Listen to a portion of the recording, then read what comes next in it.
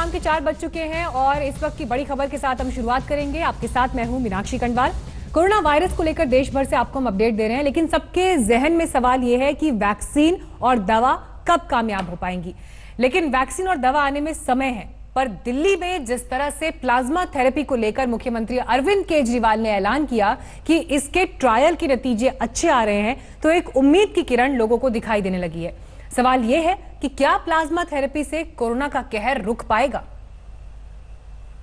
Plasma therapy limited basis पे छोटा trial करने की हमें परमिशन मिली थी कि एलएनजेपी अस्पताल, केवल एलएनजेपी के लिए हमें परमिशन मिली थी कि एलएनजेपी अस्पताल के जो सीरियस मरीज हैं उनके ऊपर ये ट्रायल करके देखा जा सकता है।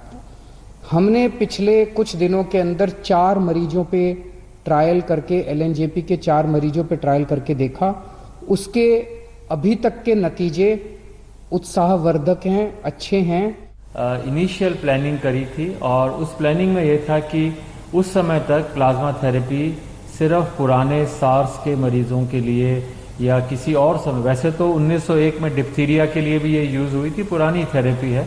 तो हमें लगा कि चूंकि और कोई दवाई, कोई वायरस की दवाई नहीं है या हमारे पास ऐसी दवाई नहीं है कि वायरस शरीर में एंटर हो तो उससे हम आगे बढ़ने से रोक सकें, तो एक ही थेरेपी थी कि वायरस को कैसे न्यूट्रलाइज करें या उसके साइड इफेक्ट्स कैसे कम करें। मैं सिर्फ So plasma, all treatment have some risk involved. The blood has to be properly screened. There can be other transfusion related reactions which can occur, including the fluid overload and other things which are well documented for any blood transfusion that is done. And that is something that we need to keep in mind as it is for any treatment. But otherwise, having said this, in terms of treatment, it is a relatively safe form of treatment. Corona से जंग के बीच आज देश के स्वास्थ्य मंत्री doctor Harshvardhan सामने आए और कहा कि देश अभी कोरोना की स्टेज 3 में नहीं है। डॉक्टर हर्षवर्धन ने कहा कि अब तक देश में 5.5 लाख से ज्यादा टेस्ट हो चुके हैं। अच्छी बात यह है कि टेस्टिंग बढ़ रही है, लेकिन पॉजिटिव केसेस का प्रतिशत 3 से 4% है। जैसे जैसे आप जानते हैं कि टेस्टिंग की प्रक्रिया को भी हम लोगों ने और अधिक मजबूत किया है। लगभग 5.5 लाख टेस्ट आज देश में हो चुके हैं।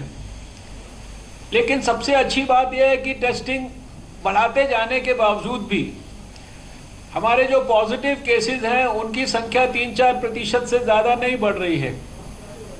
इसलिए बहुत विश्वास के साथ मैं आपके साथ ये बात कहना चाहता हूँ कि सब एक्सपर्ट्स से बात करने के बाद भी, क्योंकि ये हम सब के मन में भय रहता है कि कहीं हम स्टेज 3 में तो नहीं चले गए हैं, लेकिन हम निश्चित रूप से अपने देश को स्टेज 3 में जाने से अभी तक आप सबके सदप्रयास।